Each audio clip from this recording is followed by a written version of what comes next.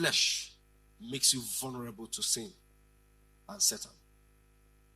Flesh makes you vulnerable to sin and Satan. He opens the door for sin and Satan to enter your life. Now let me say this. Flesh does not just encourage sin. Flesh encourages sinful practice. I repeat. Flesh does not just encourage sin. Flesh encourages sinful practice. It is the flesh that encourages you to keep living in sin. So the plan of flesh is not for you to commit today and not commit tomorrow. The plan of the flesh is to keep you in the ground where you constantly commit. I'm going to show you shortly. So, flesh does not just encourage sin, but encourages you to keep living in sin. The flesh does not just encourage sin, but encourages you to keep living in sin. So any fleshly expression that you see in you are expressions you should attack with every strength of the spirit and remove. Because sometimes when you don't do that, you come under the control of the enemy in that particular area that flesh has taken over your life. Dangers of living in the flesh. I'm going to do this one, part 1 of this. In our next meeting, I'm going to do part 2. Then I'm going to show you how to conquer the flesh. Because this is one battle that you face every day. You just faced some today. You faced some yesterday. You face other ones tomorrow. These are battles that come every day, and you must know how to win those battles. Praise the Lord. The first danger of living in the flesh is that it weakens your spirit man. The first danger of living in the flesh is that it weakens the recreated human spirit, your spirit man. The real you is a spirit, but something weakens it, the flesh. So the more you make a practice of the flesh, or the more you make a practice of sin through the cravings and desires of the flesh, it weakens your spirit man. The more you yield to the desires of the flesh to practice them, the weaker your spirit man becomes. I repeat, the more you yield to the desires and the cravings of the flesh to practice them, the weaker your spirit man becomes. And the spirit man here, remember we said you are a recreated human spirit. The weaker it becomes. Living in the flesh encourages sinful living and discourages spiritual discipline.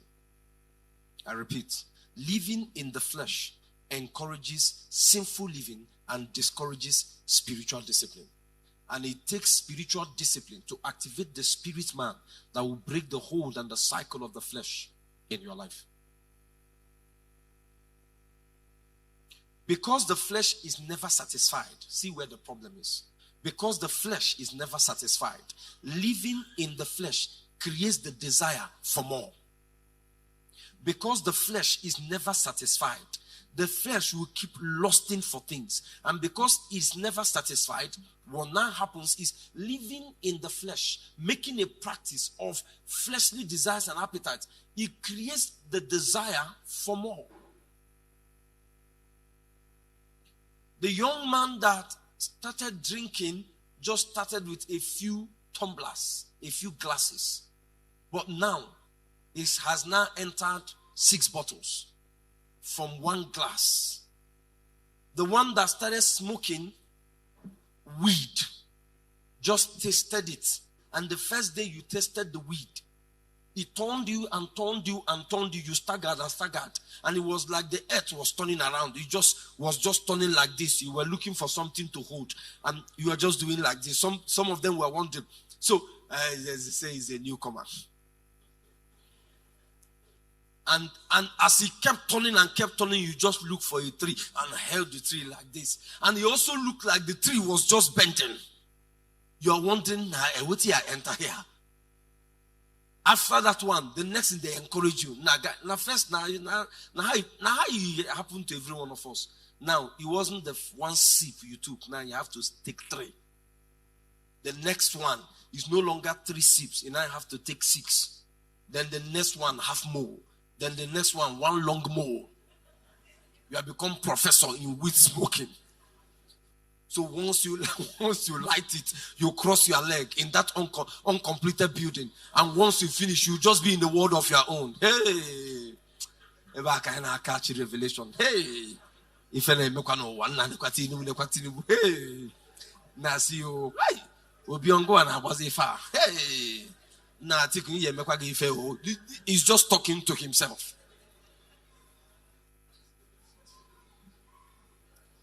It started with a few sip, just a few drag. Now is a mole, and you now find out that few drag the first day will never satisfy you the second day. You want to take more because that same experience you had the first day, you want to have another experience. So taking the few drag on the second day will not give you the experience of the first day. So you want to have a higher experience and you want to have another one. And so these are the tendencies of the flesh. Once you step in, the flesh is never satisfied. It will always want more. And you give it more today, it will want another one. You give it again, it will want more. And it keeps desiring for more. And the more you yield to it, the more they drag you. This is the challenge. And the more you yield to the cravings of the flesh, the weaker your spirit man becomes. When you live and make a practice of flesh and fleshly activities, you weaken your spirit man. The more you yield to fleshly desires, the more you come under the control of the flesh. The problem is, whichever one you yield to more becomes stronger. Whichever one you yield to more becomes stronger. So, the more you yield to the flesh, the stronger the flesh will be in your life.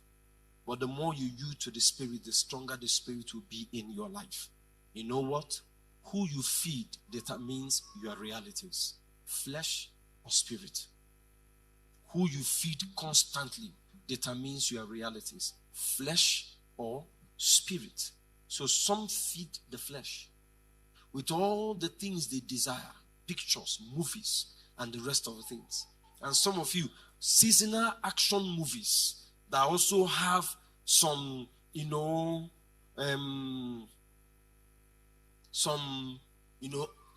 activities.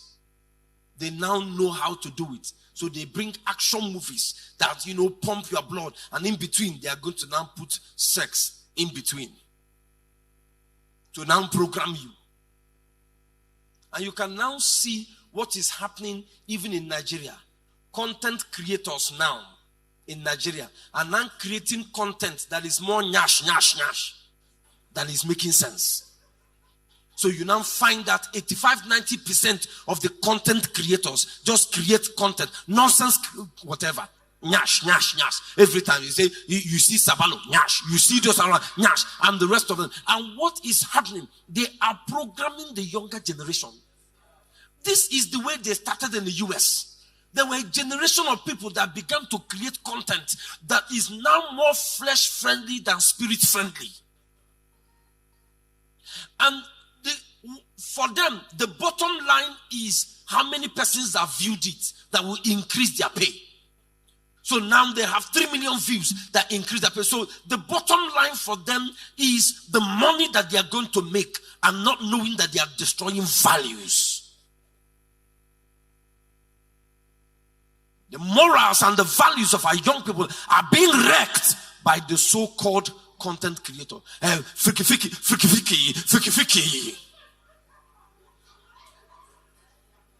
Let me freak your account.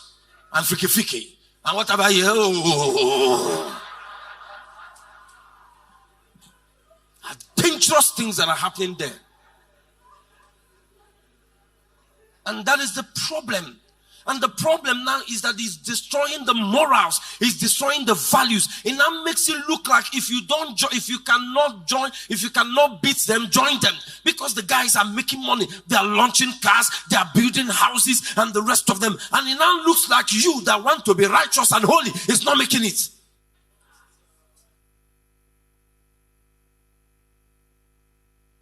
Is how much flesh has taken over in our space. If we're going to win back our sons and daughters, we have to activate the spirit and create spirit-friendly contents that will also take our people back. Praise the Lord. I see the problem. The second I'm going to give you. If we stop here, I will stop. No problem. The second thing that the flesh does, the constant practice and making a practice of the flesh, the constant yielding to the flesh and the cravings and the desires of the flesh that leads to the works of the flesh, which is sin, is that it creates sin consciousness. Every time you make a practice of the flesh, every time you put works or action behind the cravings of the flesh, you create sin. What the devil does with sin is not just the most important or the most interesting part of sin for the devil is not the act. The most important part of sin for the devil is the consciousness.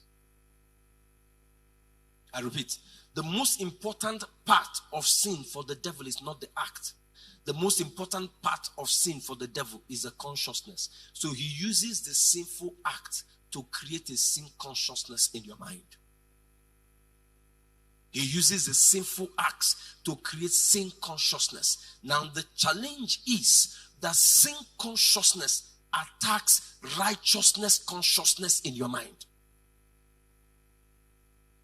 What the devil uses sin consciousness to do is to attack righteousness consciousness. So he weakens the consciousness that you are a righteous man. He weakens the consciousness that you are a righteous woman and brings you to the point where you are more conscious of sin than you are of righteousness. And whichever one controls your consciousness controls your actions. Whichever one controls your consciousness controls your utterances.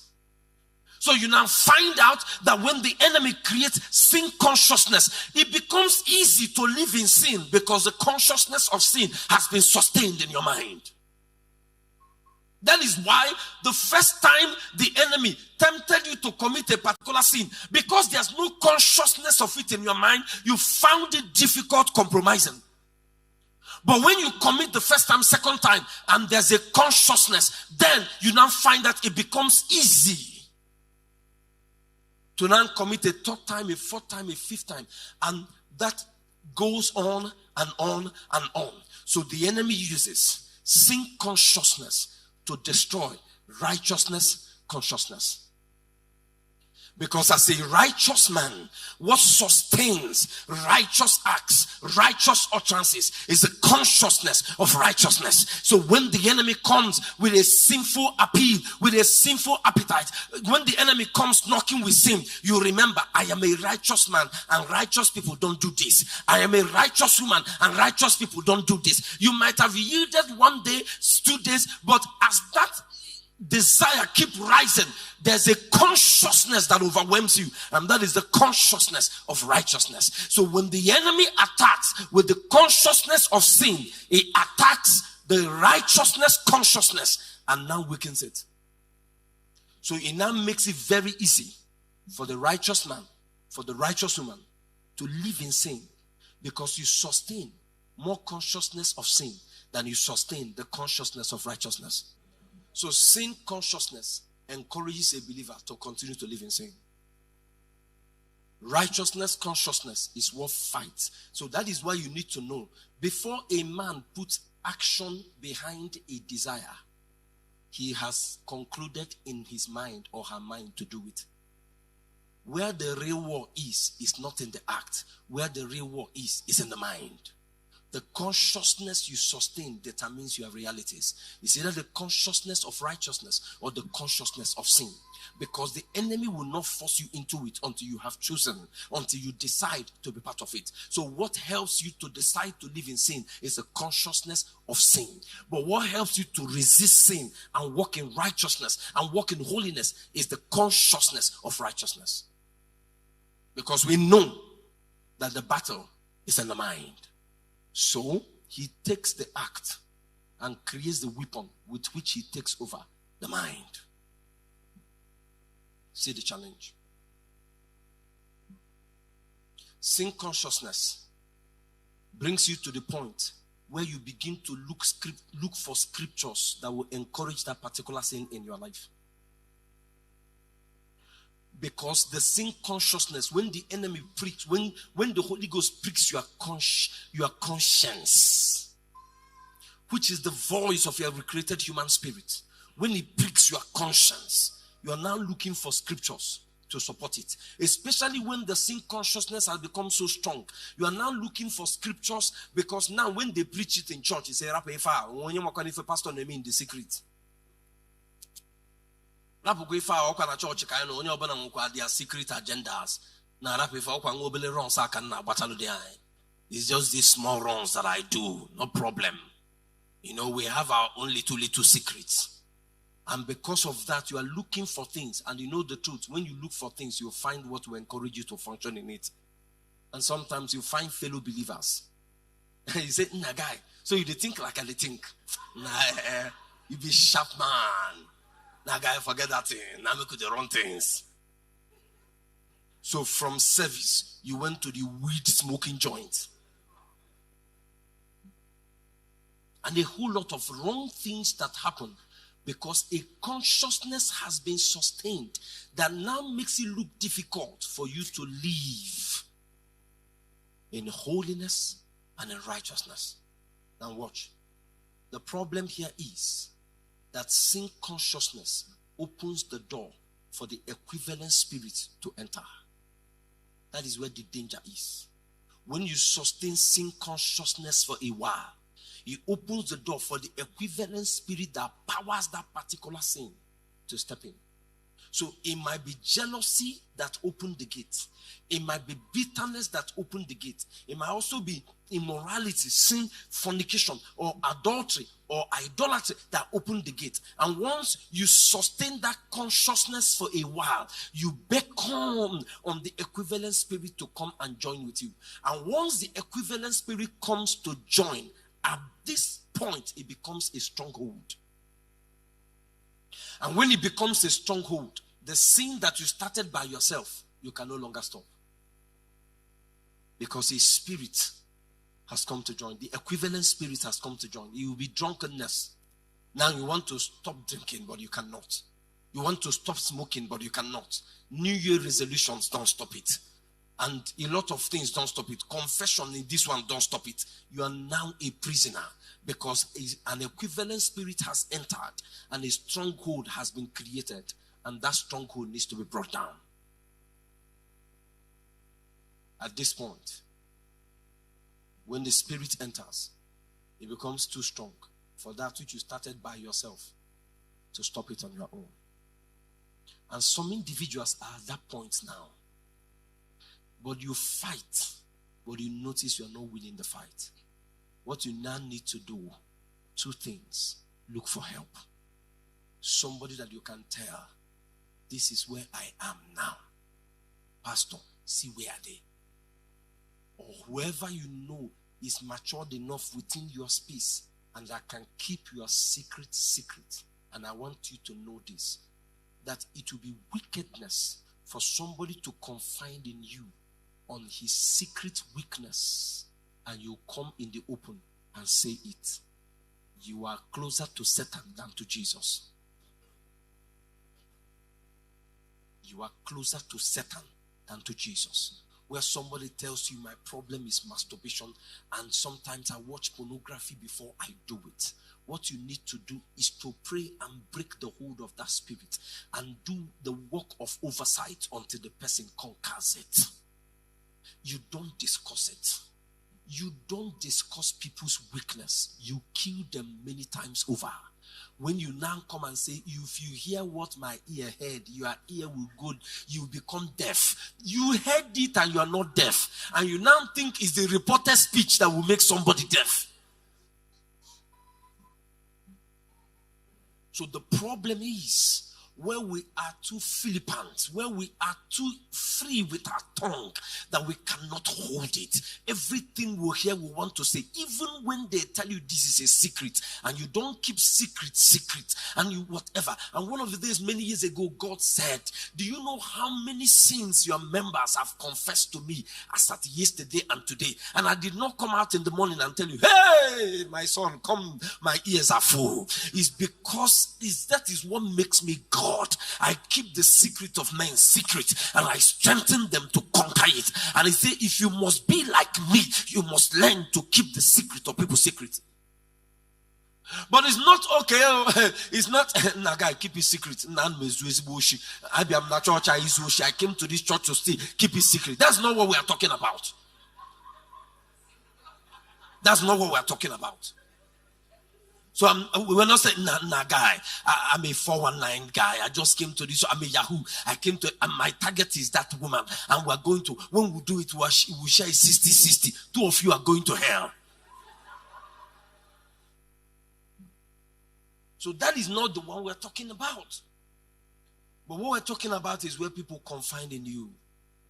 And they are ready to make amends. But you go discuss their weakness.